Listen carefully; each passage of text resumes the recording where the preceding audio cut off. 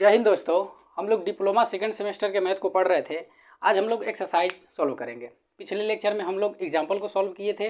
आज हम लोग एक्सरसाइज को हल करेंगे। तो एक्सरसाइज है 1।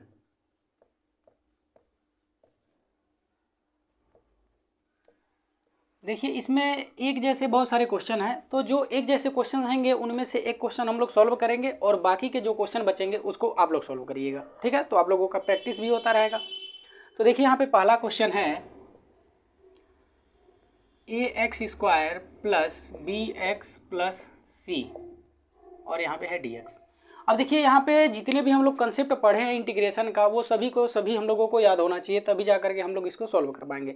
तो एक बार हम लोग उस कंसेप्ट को रिवाइज कर लेते हैं, जो हम लोग पढ़े थे और जो इसमें यूज होंगे। तो देखिए, पहला कंसेप्ट यही है कि अगर हम लोगों को एक अचर फलन और एक चर फलन, अचर फलन हम लोग किसको बोलते हैं, जिसमें एक्स वाई वाले पद ना हो, उसको हम लोग अचर फलन बोलते हैं। ठीक है ना। तो और चर फलन किसे बोलते हैं, जिसमें एक्स वाले टर्म इंक्लूड होते हैं या फिर वाई वाले टर्म इंक्लूड होते हैं।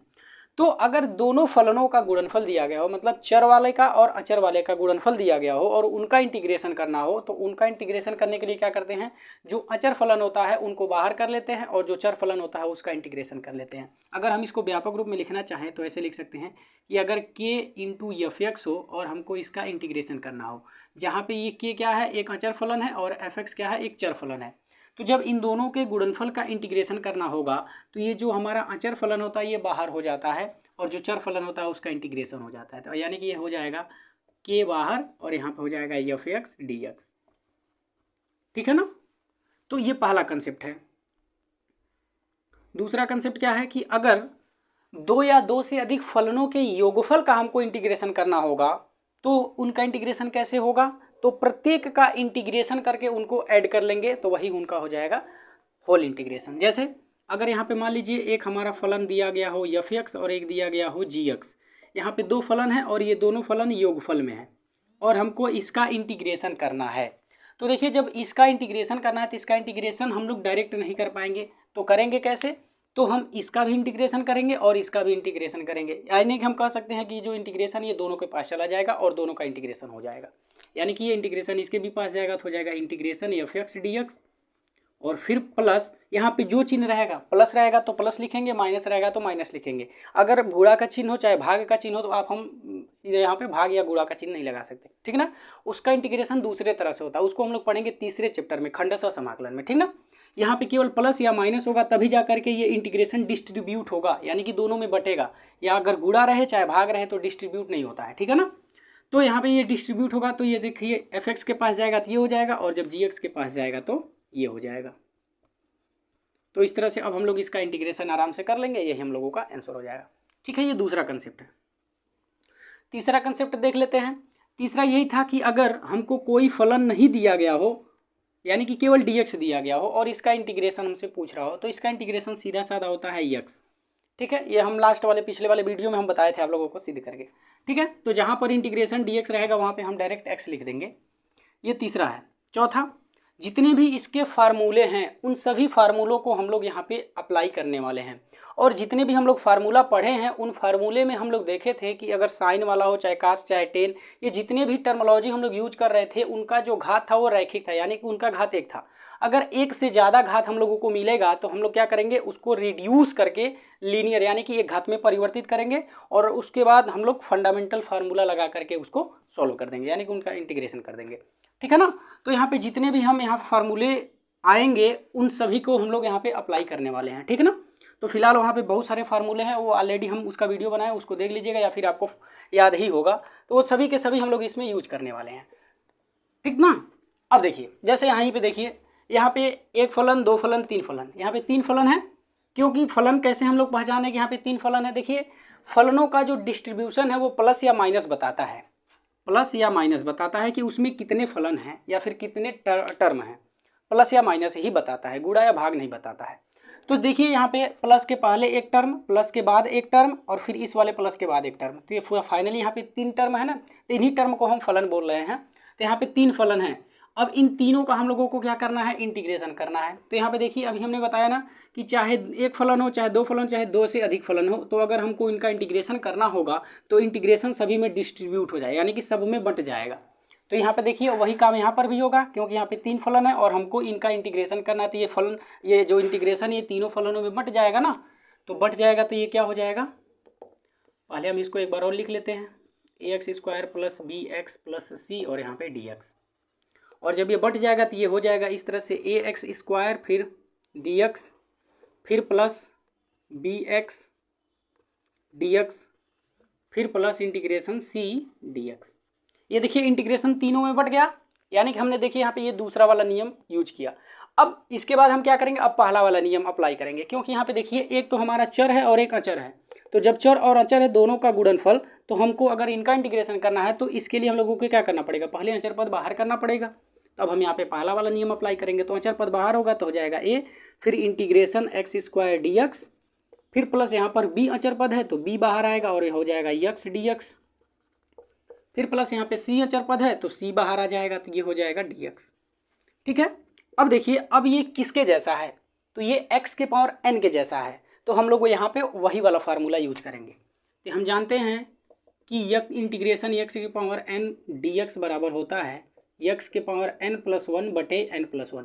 यानी कि अगर हमको x वाला टर्म दिया गया हो उसका इंटीग्रेशन करना हो तो बस उसके घात में हम एक बढ़ा देते हैं और बटे में भी वही लिख देते हैं। ठीक है, तो यहाँ पे देखिए घात में 2 है ना, तो अगर हमको इसका इंटीग्रेशन करना होगा तो इसका इंटीग्रेशन कितना मिलेगा, जितना घात है उससे एक ज़्यादा, यानी कि x पे घाते 3/3। यहाँ पे 2 + 1 बटे 2 + 1 भी लिख सकते हैं या फिर डायरेक्ट उनको जोड़ करके भी लिख सकते हैं, कोई दिक्कत नहीं होगा।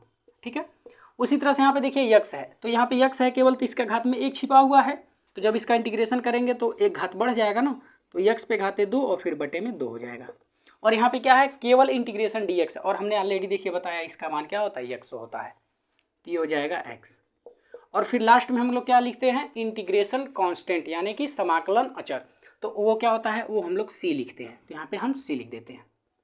अब इसको हम लोग फाइनली एक अच्छे ढंग से लिख लेते हैं, तो हो जाएगा ax³ फिर प्लस bx²/2 फिर प्लस cx और फिर ये कांस्टेंट वाला c, यही हो जाएगा आंसर।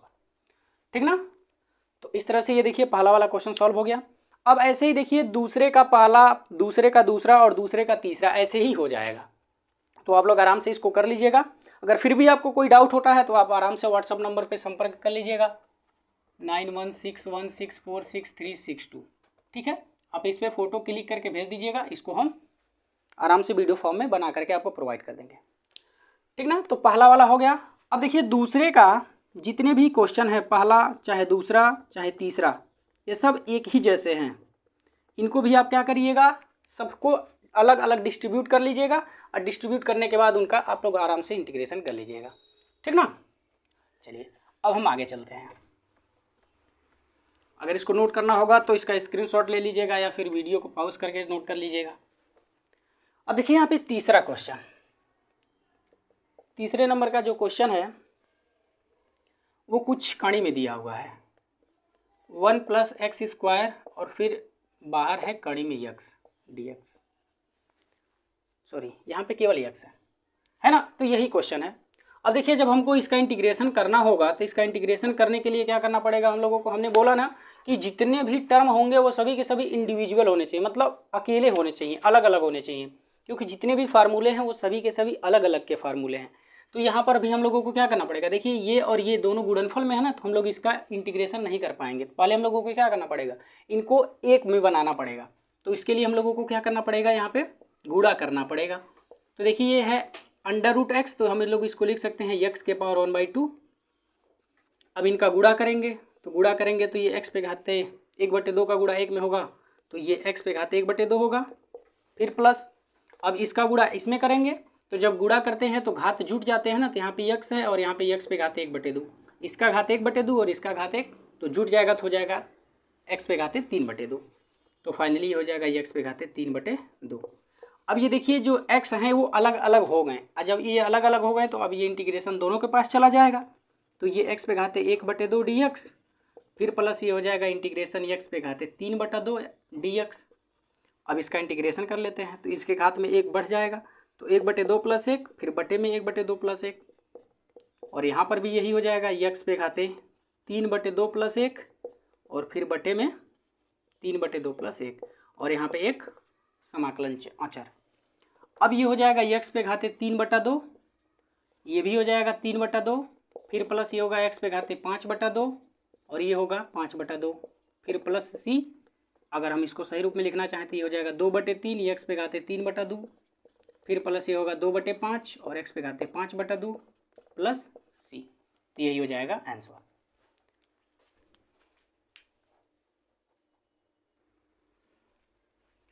चलिए अब हम लोग देखते हैं चौथे नंबर के क्वेश्चन को। देखिए चौथे नंबर में 2 क्वेश्चन है, तो हम इसमें से एक बता दे रहे हैं और इसका जो दूसरा पार्ट है वो आप लोग कर लीजिएगा। अब इसमें देखिए चौथे का जैसा होगा वैसे ही आप 5वें कर लीजिएगा, 6वां नंबर का क्वेश्चन भी कर लीजिएगा, उसी के जैसा होगा। तो देखिए ये है इंटीग्रेशन x के power 3 plus x square plus 6x plus 7 by x square, यहाँ पे dx।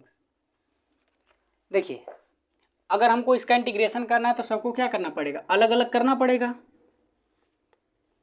तो ये हो जाएगा x के पावर क्यू, पहले इसको एक बार लिख लेते हैं ऐसे ही।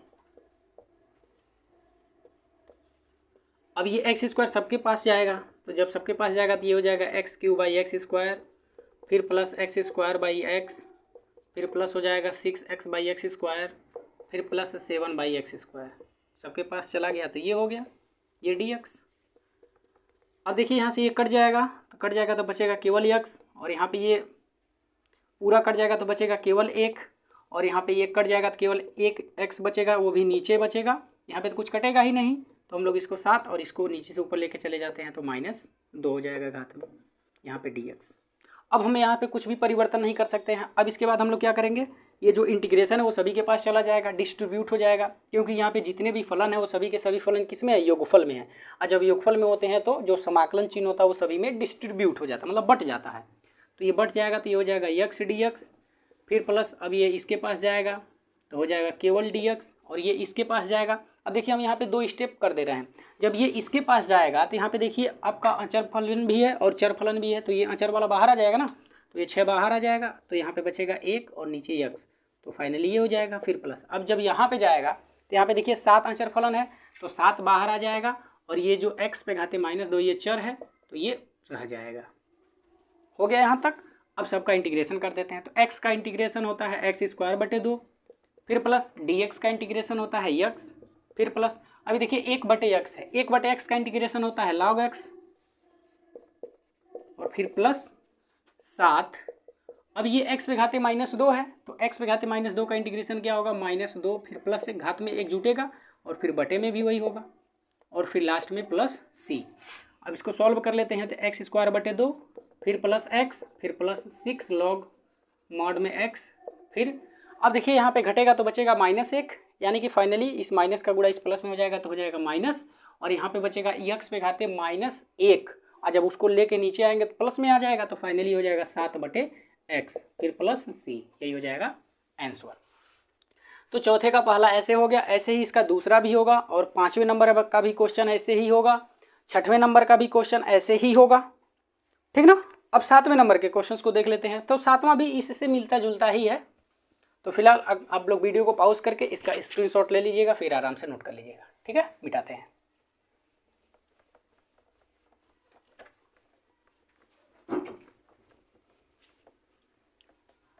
देखिए तो अब हम लोग 7वें नंबर के क्वेश्चंस को देखते हैं। 7वें नंबर का क्वेश्चन है इंटीग्रेशन, फिर है x+2 का whole square plus sec square x dx, ठीक है। यही क्वेश्चन है। देखिए इसको लगाने का 2 तरीका है। पहला तरीका क्या है कि आप इसका प्रसार कीजिए ही मत, डायरेक्ट इसका इंटीग्रेशन कर दीजिए, या फिर क्या करिए पहले आप इसका प्रसार कर लीजिए फिर इंटीग्रेशन करिए। अच्छा हम एक बार और यहाँ पे एक बात आपको बता देते हैं कि कभी कभी ऐसा होता है ना कि आपको होल स्क्वायर में होल क्यूब में क्वेश्चंस दिए रहेंगे, उसको बिना आप प्रसारित किए भी हल कर सकते हैं, लेकिन किस कंडीशन में, उसके लिए कंडीशन होता है कि अगर कोई भी फलन दिया गया हो और इस पे घात 2 हो 3 हो 50 कितना हो घात हो, तो कब आपको उसका प्रसार करना है और कब उसका प्रसार नहीं करना है, ये ध्यान दीजिए। अगर घात में 2 हो चाहे 3 घात हो 4 घात हो कुछ भी हो, उससे मतलब नहीं है। अगर यहाँ पर जिसके घात में है अगर वह लीनियर में है, लीनियर मतलब उसका घात 1 है, तो आप उसको प्रसार करके भी हल कर सकते हैं और बिना प्रसार किए भी हल कर सकते हैं। लेकिन अगर यहाँ पर वह लीनियर में न हो करके लीनियर से ज़्यादा मतलब 2 या 3 घात ऐसे करके हो, तो उसको आप बिना प्रसार किए लगा ही नहीं सकते। बात समझ पा रहे हैं ना? तो यहाँ पे आप दोनों कर सकते हैं। तो जैसे देखिए यहाँ पे क्या है, इसका ये लीनियर में है ना अंदर, तो आप इसका प्रसार करके भी हल कर सकते हैं और बिना प्रसार किए भी हल कर सकते हैं, दोनों तरह से सॉल्व कर सकते हैं। लेकिन अगर मान लीजिए यही क्या होता एक्स स्क्वायर होता, तो अब आप डायरेक्ट यहाँ पे नहीं कर सकते। आप कब इसको सॉल्व कर पाते? जब तक आप इसका प्रसार नहीं करते तब तक आप इसको सॉल्व नहीं कर पाते। तो बात समझ पा रहे हैं ना? तो आप दोनों तरह से इसको सॉल्व कर सकते हैं। क्यों? क्योंकि यहाँ पे लीनियर है। तो जब लीनियर रहता है तो प्रसार करिए तब भी ठीक, ना प्रसार करिए तब भी ठीक। लेकिन जब आपको लीनियर से ज़्यादा मिलेगा तब तो आपको प्रसार करके ही सॉल्व करना पड़ेगा। तो फिलहाल देखिए यहाँ पे हम प्रसार करके ही कर रहे हैं, तो ये हो जाएगा। पहले इसको एक बार लिख लेते हैं।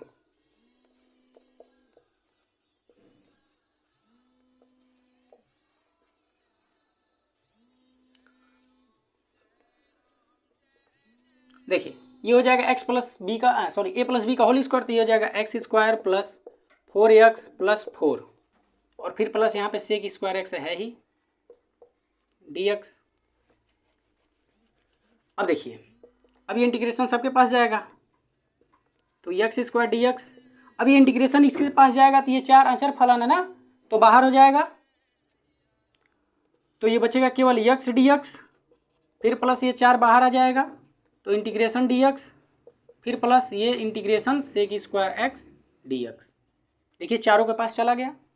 अब ये एक्स स्क्वायर का इंटीग्रेशन हो जाएगा एक्स पे घाते 3/3, जो घात रहता है उससे ज़्यादा हो जाता है, यहाँ पे 4, और ये हो जाएगा एक्स स्क्वायर बटे 2, यहाँ पे 4 है, यहाँ पे केवल dx है तो इसका इंटीग्रेशन x हो जाएगा।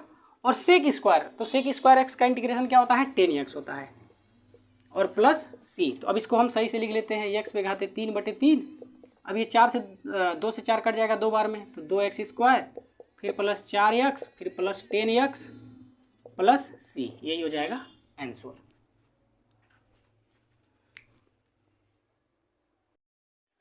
देखिए 8वें नंबर के क्वेश्चन को, 8वां में 2 क्वेश्चन दिया गया है शायद, हाँ 2 क्वेश्चन दिया गया है, तो हम पहला और दूसरा दोनों बताएंगे, क्योंकि इसके जो दूसरे वाले क्वेश्चन में है ना उसमें हम कंसेप्ट एक यूज करेंगे। तो यहाँ पे देखिए e के पावर ax फिर प्लस साइन bx, यहाँ पे है dx, ठीक है। अच्छा अभी हम लोग फिलहाल इसको 2 तरह से सॉल्व कर सकते हैं। एक तो होता है प्रतिस्थापन द्वारा समाकलन, उसके थ्रू इसको सॉल्व करेंगे, और वहीं से हमको पता चलेगा कि ये जो यहाँ पे x का गुणांक है, अच्छा यहाँ पे देखिए x का गुणांक यहाँ पर जो है वो बटे में आ जाता है। तो कैसे आता है इसको हम लोग पूरा का पूरा डिटेल सीखेंगे जब प्रतिस्थापन द्वारा समाकलन पढ़ेंगे उसमें। यहाँ पे डायरेक्ट हम केवल एक बात हम आपको बता दे रहे हैं कि जब भी लीनियर वाला कोई फंक्शन होता है और लीनियर वाले फंक्शन में कोई भी अचर पद होता है और उसका अगर इंटीग्रेशन होता है तो वो बटे में आ जाता है। अब कैसे आता है इसको हम लोग पढ़ेंगे प्रतिस्थापन द्वारा जब समाकलन पढ़ेंगे उसमें, ठीक है। जैसे यही देखिए e के पावर ax है, यहाँ पे 2 बात हम बता दे रहे हैं आपको। अगर आप इसका डिफ्रेंशिएशन करेंगे तो ये जो लीनियर वाला का जो गुणांक होगा वो आगे आएगा, और यही जब इसका आप इंटीग्रेशन करेंगे तो यही जो है यही क्या आएगा बटे में आएगा, ठीक है ना। तो अगर इसका डिफ्रेंशिएशन करेंगे तो ये हो जाएगा a e के पावर ax, ठीक है। फर्स्ट सेमेस्टर में भी आप लोग पढ़े होंगे। और उसी तरह से जब आप इसका इंटीग्रेशन करेंगे तो जो इसका गुणांक होगा वह बटे में आएगा, ठीक ना। तो ये क्यों गुणे में आता है इसको आप पढ़े होंगे जब चेन रूल पढ़े होंगे उसमें, ठीक है ना, चेन रूल, तो उसमें आपको बताया गया होगा, ठीक है। और ये कैसे आप जानेंगे कि बटे में आता है, तो जब आप इसको पढ़ेंगे प्रतिस्थापन द्वारा समाकलन, ठीक है ना, तो उसमें आपको बताया जाएगा। तो फिलहाल वो घड़ी अभी आगे आएगी, तो बस इतना जानिए कि अगर गुणांक में रहेगा तो अगर उसका समाकलन करेंगे तो बटे में आएगा, और जब अवकलन करेंगे तो गुणे में आएगा। बस इतना चीज़ आप याद रखिए, ठीक ना। बाकी इसका कारण जो होगा उसको हम लोग आगे पढ़ेंगे। अब देखिए अब यहाँ पे तो अब बड़ी सिंपल हो गई है क्वेश्चन। अब इसका इंटीग्रेशन होगा तो e के power ax plus sign bx ये है। अब ये इंटीग्रेशन दोनों के पास जाएगा तो e के पावर ax dx, फिर प्लस इसके पास जाएगा तो इंटीग्रेशन साइन bx dx। अब देखिए इसका इंटीग्रेशन तो e के पावर x का इंटीग्रेशन e के पावर x ही होता है, तो ये वही हो जाएगा। लेकिन यहाँ पे x के साथ साथ एक a भी है, तो ये a कहाँ पे आ जाएगा, बटे में आ जाएगा, ठीक ना, जैसा कि अभी हमने आपको बताया ही। फिर प्लस, अब यहाँ पे देखिए साइन है, तो साइन का इंटीग्रेशन क्या होता है, तो साइन का इंटीग्रेशन होता है माइनस कॉस एक्स, तो वही होगा। तो चूंकि यहाँ पे प्लस है और यहाँ पे माइनस होता है तो हम डायरेक्ट माइनस लिख देते हैं, तो माइनस में हो जाएगा कॉस बी एक्स, और यहाँ पे चूंकि x का गुणांक b है तो वही b के यहाँ पे आ जाएगा, बटे में आ जाएगा, और फिर प्लस c, यही हो जाएगा आंसर, ठीक ना। तो बस यहाँ पे थोड़ा सा एक कंसेप्ट का यूज करना था, वही हमने कर दिया। अब देखिए दूसरा वाला इसका जो पार्ट है ये बहुत लाजवाब है, e के पावर 3x प्लस 4 dx, ठीक ना। अब देखिए जैसा अभी हमने आपको बताया ना कि x का जो गुणांक होता है वो बटे में आ जाता है, तो आप इसको दो तरह से कर सकते थे, प्रतिस्थापन द्वारा समाकलन। तो चूंकि अभी हम लोगों को उसका कोई ना कोई कंसेप्ट पता ही नहीं है, तो इसलिए हम लोग वहाँ पे न जा करके हम लोग क्या करेंगे, इसको सिंपल वे में हल करेंगे। और सिंपल वे में कैसे हल करेंगे, तो अब सिंपल वे में भी हल करने का आपके पास दो तरीके हैं। कैसे दो तरीके हैं, एक तो ये तरीके कि ये e के पावर x के जैसा है, तो डायरेक्ट आप e के पावर x का फार्मूला लगा दीजिए, और x का गुणांक 3 है तो 3 को बटे में ला दीजिए। आप ऐसे भी इसको सॉल्व कर सकते हैं। अगर आप इसको ऐसे सॉल्व नहीं करना चाहते हैं तो हम इसका दूसरा रास्ता भी बता रहे हैं। अब देख लीजिए, हम तरीका यहीं पे लगा दे रहे हैं, ठीक है। तो पहला तरीका वही वाला सिंपल वाला है, e के पावर 3x प्लस 4 dx, है ना। अब ये e के पावर x के जैसा है, तो e के पावर x का इंटीग्रेशन e के पावर x ही होता है, तो ये 3x प्लस 4 हो जाएगा। लेकिन इसके साथ साथ x का गुणांक 3 है तो बटे में 3 आ जाएगा, और फिर प्लस c हो जाएगा, ठीक है। तो ये हो जाएगा आंसर। अगर आप इसको ऐसे नहीं हल करना चाहते हैं तो आप दूसरा तरीका अपनाइए। अब दूसरा तरीका क्या है वो देखिए, तो ये हो जाएगा इंटीग्रेशन। अब देखिए ये e के पावर 3x प्लस 4 है ना, तो हम इसको अगर तोड़े तो ये हो जाएगा 3x इंटू ई के पावर 4, ऐसा हो जाएगा dx, होगा कि नहीं होगा। अब देखिए, अब हम इसको क्या कर सकते हैं, e के पावर 4, ये तो अचर पद है बाहर आ जाएगा, तो ये हो जाएगा e के पावर 4, और ये इंटीग्रेशन e के पावर 3x dx, ऐसा हो गया। अब ये देखिए e के पावर 4, अब ये e के पावर 3x है, और ये किसके जैसा है, e के पावर x के जैसा है, तो ये e के पावर x के जैसा है तो e के पावर x ही हो जाता है। और चूंकि यहाँ पे x का गुणांक 3 है तो हम 3 लिख देंगे, और फिर प्लस c, और फिर यहाँ पे लास्ट में ही क्या कर देंगे, देखिए e है, ये भी e है, तो अब जब ये e है तो इसके घात को जोड़ देंगे, तो ये हो जाएगा e के पावर 3x प्लस 4 बाई 3, फिर प्लस c। देखिए फिर वही हम लोग पहुँचे हैं। तो आप लोग ऐसे भी कर सकते हैं, ठीक है। तो अगर आप मान लीजिए एग्जाम में क्वेश्चन सॉल्व कर रहे हैं तो ये वाला रास्ता अपनाइए, ताकि पेज भी भरे, तो आप लोगों को फ़ायदा होगा, ठीक है। तो आप ये वाला भी रास्ता अपना सकते हैं, ये वाला भी अपना सकते हैं, या फिर एक तीसरा रास्ता तो आप जानते ही हैं, प्रतिस्थापन द्वारा समाकलन। जब उसको पढ़ लेंगे तो आराम से उसको अपना लीजिएगा, ठीक ना। तो ये देखिए आपका हो गया 8वें का पहला और दूसरा। अब हम लोग चलते हैं 9वें नंबर के क्वेश्चन की तरफ। अब 9वां नंबर का क्वेश्चन है, ये भी तो बड़ा सिंपल है, कई फलनों का योगफल दिया हुआ है।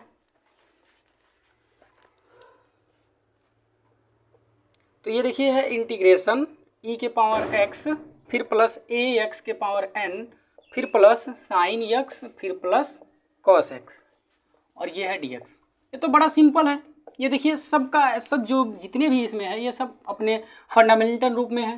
तो जब फंडामेंटल रूप में है तो बस उसका केवल फार्मूला हम लोगों को लिखना है। ये हो जाएगा इंटीग्रेशन e के पावर x dx, फिर प्लस ये a अचर पद बाहर आ जाएगा, तो ये हो जाएगा इंटीग्रेशन x के पावर n dx, फिर प्लस ये इंटीग्रेशन साइन x dx, और फिर हो जाएगा plus integration cos x dx। अब देखिए सब के सब फार्मूले ही हैं, लिख देने हैं। तो e के पावर x का e के पावर x ही होता है, और ये x के पावर n का होता है x के पावर n प्लस 1 बटे में n प्लस 1, फिर साइन x का होता है माइनस cos x, और फिर cos x का होता है साइन x, फिर प्लस c। बस हो गया आंसर। तो कितना आसान था। अब देखिए ये तो 9वां, ये केवल 9 ही है।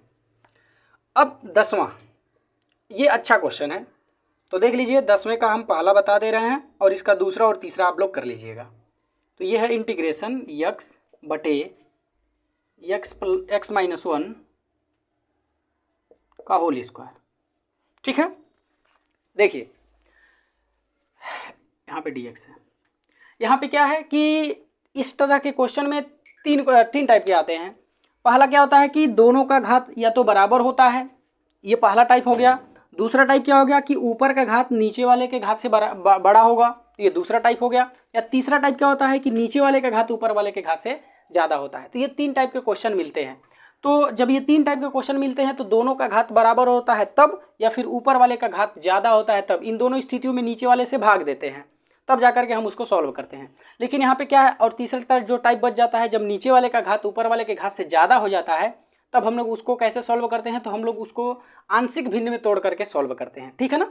तो फिलहाल यहाँ पे देखिए नीचे वाले का घात ऊपर वाले के घात से ज़्यादा है, तो हम इसको आंशिक भिन्न तो अभी पढ़े ही नहीं है, तो फिर हम इसको कैसे सॉल्व करेंगे। तो देखिए इस तरह से जब क्वेश्चंस मिल जाते हैं तो हम उसको कैसे सॉल्व करते हैं।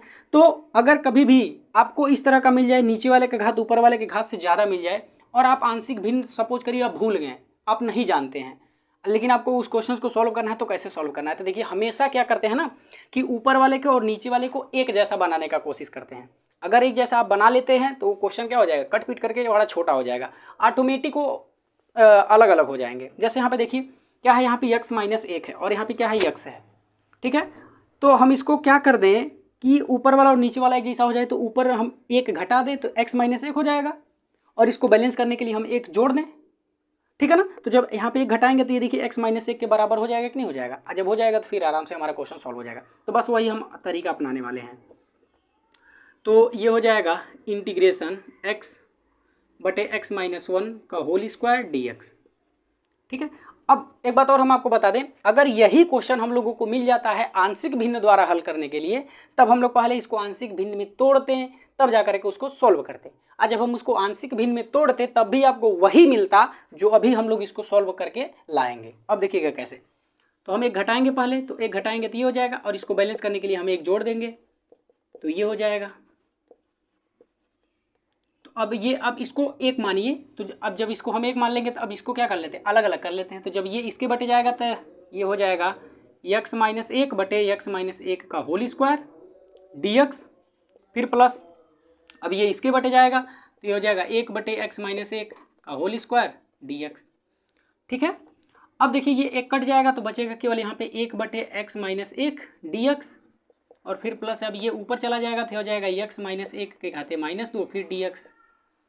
अब देखिए ये किसके जैसा है, ये तो ये 1 बटे x के जैसा है ना, और जब ये 1 बटे x के जैसा है तो इसका इंटीग्रेशन होता है log, तो log माड x माइनस 1, और फिर यहाँ पे देखिए ये क्या है, x पे घाते माइनस 2 के जैसा है, तो x पे घाते माइनस 2 का इंटीग्रेशन क्या होता है, अभी हम लोगों ने देखा था माइनस 1 बटे x होता है, तो फिलहाल वही हो जाएगा। तो माइनस 1 बटे x मतलब ये हो जाएगा x माइनस 1, और फिर लास्ट में हम प्लस c लिख देंगे, यही हो जाएगा आंसर। आया बात समझ में ना। तो इस तरह से ये पूरा का पूरा क्वेश्चन सॉल्व हो गया।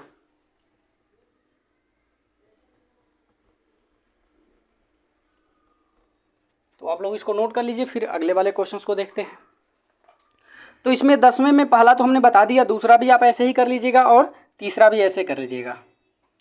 देखिए दूसरे में क्या करना है आपको, एक्स स्क्वायर बटे एक्स स्क्वायर प्लस 1 दिख रहा है, तो इसमें क्या करिएगा, 1 जोड़ दीजिएगा तो एक्स स्क्वायर प्लस 1 हो जाएगा, और फिर उसको बैलेंस करने के लिए 1 घटा दीजिएगा, फिर आराम से इसको अलग अलग कर लीजिएगा, आराम से हो जाएगा, ठीक है। तीसरे में भी ऐसे ही हो जाएगा, तीसरे को क्या करिएगा, 2 घटाइएगा तो x माइनस 2 हो जाएगा, फिर उसको बैलेंस करने के लिए 2 जोड़ दीजिएगा, और ऑलरेडी 3 है तो हो जाएगा x माइनस 2 प्लस 5, उसके बाद हल कर लीजिएगा अलग अलग करके। अब देखते हैं 11 नंबर के क्वेश्चन को। देखिए 11 नंबर का क्वेश्चन तो और आसान है, ये तो ऑलरेडी फार्मूले पर ही डिपेंड है। यहाँ पे देखिए सेक स्क्वायर एक्स है और फिर प्लस कोसेक स्क्वायर एक्स है, तो सेक स्क्वायर एक्स का इंटीग्रेशन होता है 10x और कोसेक स्क्वायर एक्स का इंटीग्रेशन होता है माइनस कॉट एक्स, तो फाइनली इसका हो जाएगा 10x minus cot x plus c, यही इसका इंटीग्रेशन हो जाएगा, ठीक है। ये 12 नंबर का क्वेश्चन देख लेते हैं, ये अच्छा है। तो 12 नंबर का क्वेश्चन इसको हम मिटाते हैं।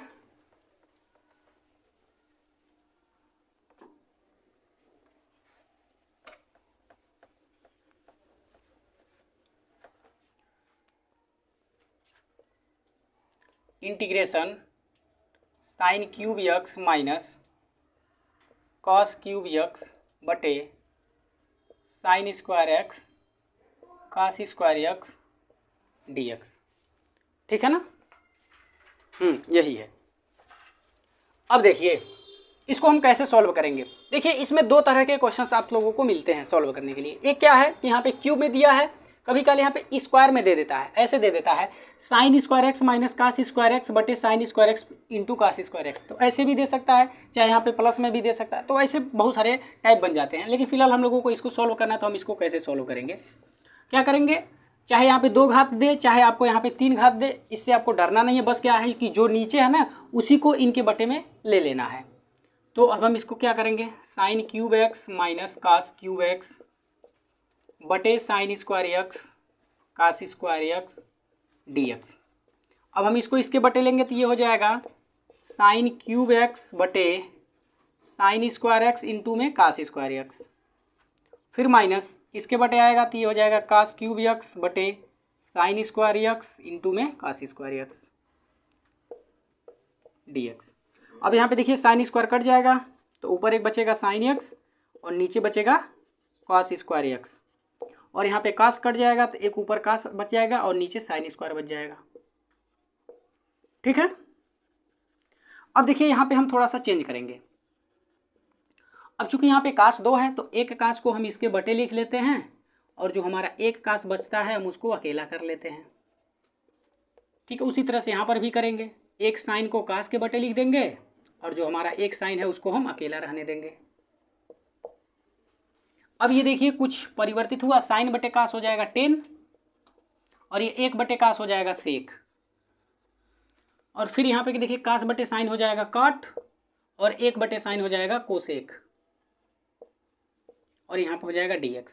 अब ये इंटीग्रेशन दोनों के पास चला जाएगा तो इसके पास चला, अब इसको हम आगे पीछे लिख सकते हैं, कोई दिक्कत नहीं है क्योंकि गुणे में है तो गुणे में हम इधर उधर लिख सकते हैं। चाहे 2 गुणे 3 लिखिए तब भी 6 होगा और 3 गुणे 2 लिखेंगे तब भी आपको 6 ही मिलेगा, तो इसलिए इसमें कोई दिक्कत नहीं होने वाला है। तो ये हो जाएगा ये।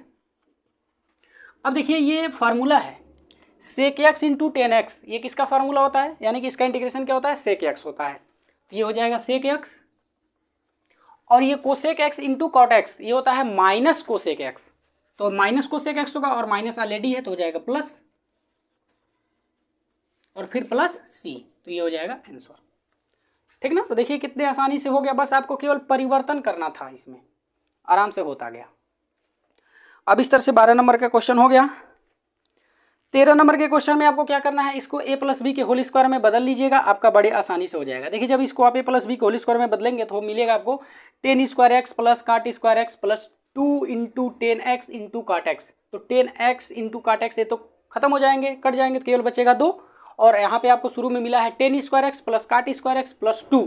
10 स्क्वायर एक्स का इंटीग्रेशन तो होता नहीं है तो फिर इसको आप चेंज करेंगे, तो 10 स्क्वायर एक्स बराबर क्या हो जाएगा सेक स्क्वायर एक्स माइनस 1, और जो आपको काट स्क्वायर मिला है इसको आप चेंज करेंगे तो मिलेगा कोसेक स्क्वायर एक्स माइनस 1। तो फाइनली -1 मिलके -2 और ऑलरेडी +2 था तो ये कट जाएगा, खत्म हो गया। तो आपको केवल क्या मिला, केवल आपको मिला sec square x plus cosec square x, और ये देखिए वही चीज़ें हैं, यहीं पे था सॉरी उसका फार्मूला आपको पता ही है, जो sec square x plus cosec square x मिलेगा उसका आपको फार्मूला पता ही है क्या होता है, आप उसको डायरेक्ट लिख देंगे। तो सेक स्क्वायर एक्स का फार्मूला होता है 10x और कोसेक स्क्वायर का होता है माइनस कॉट एक्स। इसके पहले वाले क्वेश्चन में हम लोग सॉल्व किए थे, ठीक है ना, यही हो जाएगा आपका आंसर। तो 13 नंबर के क्वेश्चन को आप आराम से सॉल्व कर सकते हैं बड़ा आसानी से। अब देखिए 14 नंबर का क्वेश्चन। हाँ 14 नंबर का क्वेश्चन देखिए हमने आपको टाइप बताया था, अब फिलहाल हम आज उसको भी चर्चा में शामिल करते हैं कि किस किस टाइप का क्वेश्चन मिलेगा तो आप कौन सा फार्मूला यूज करेंगे, है ना। तो देख लीजिए 14 नंबर के क्वेश्चन को।